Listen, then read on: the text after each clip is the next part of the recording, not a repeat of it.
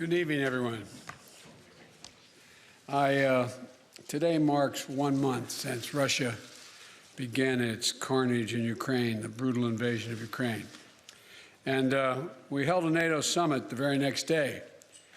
At that time, my overwhelming objective in wanting that summit was to have absolute unity on 3 key important issues among our NATO and European allies.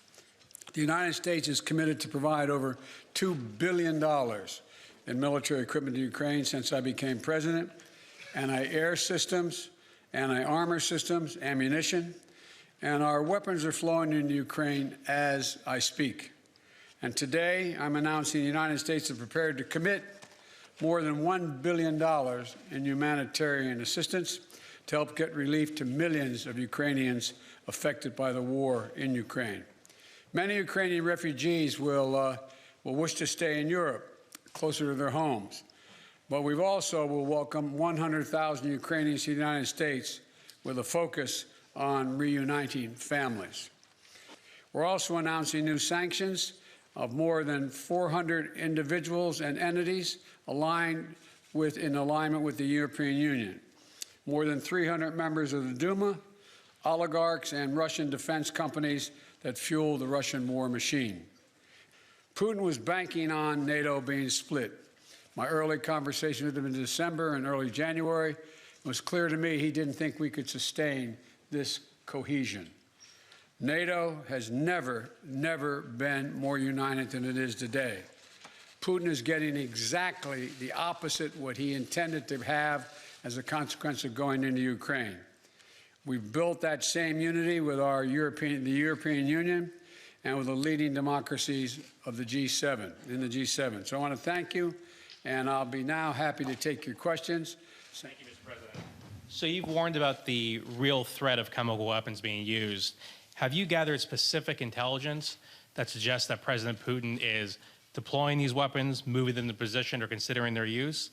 And would the U.S. or NATO respond with military action if he did use chemical weapons? You know, on the first question, I can't answer that. I'm not going to give you intelligence data, number one. Number two, we would respond. We would respond if he uses it. The nature of the response would depend on the nature of the use.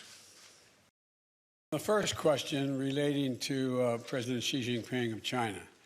I had a very straightforward conversation with Xi now, I guess it's 6 days ago, 7 days ago, in that range. And I made it clear to him, I made no threats, but I made it clear to him that make sure he understood the consequences of him helping Russia, as had been reported and as what it was expected.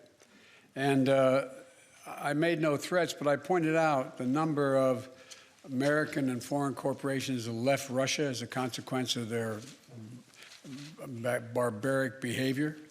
And I indicated that I knew how much because we had long discussions in the past about his interest in making sure he had economic relations and economic growth with Europe and the United States, and indicated that he'd be putting himself at significant jeopardy in those aims if, in fact, he were to move forward.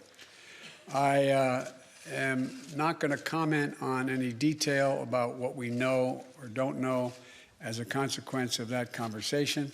We've had discussions because I think that China understands that its economic future is much more closely tied to the West than it is to Russia. And so I'm hopeful that he does not get engaged